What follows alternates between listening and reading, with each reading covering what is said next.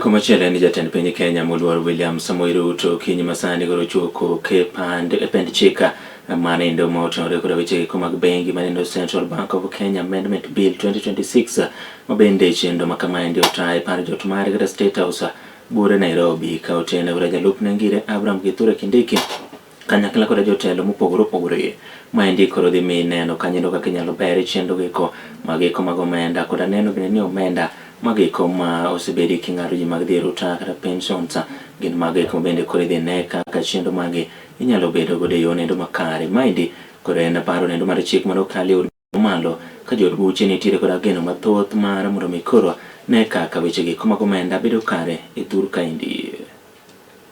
But also retains the discretion of the Central Bank of Kenya to determine which institutions to lend to, at what rate, and for how long, so long as that does not exceed 12 months, Your Excellency. But the bank may also extend that period to not more than 5 years, depending on the performance of the entity which is receiving the distressed liquidity.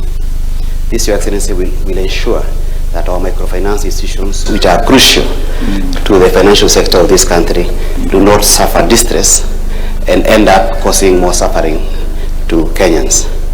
The bill also allows the Central Bank of Kenya to use its School of Monetary Studies to engage in training in Kenya and also regionally, and collaborate with other institutions, and also make money, Your Excellency, as part of its A&A in doing so.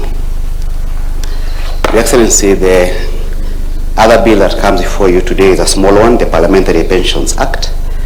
This one, Your Excellency, was introduced in the House on behalf of the Pensions Committee of Parliament by the member for Kitui Central, the Honorable Makali Mulu, on behalf of the committee which is chaired by the Right Honorable Speaker of the National Assembly. The bill attempts to bring into currency the Pensions Act of Parliament, which is a 1983 Act. And that Act, Your Excellency, it recognizes age of majority to be 16 years, which is not in conformity with the practice and the Constitution of Kenya currently. And the bill also does not recognize age of majority, that is children of members of Parliament. It recognizes them to be not more than 16 years old. Well, under the current regime and our laws, age of majority is 18 years. So the bill is doing that cleanup.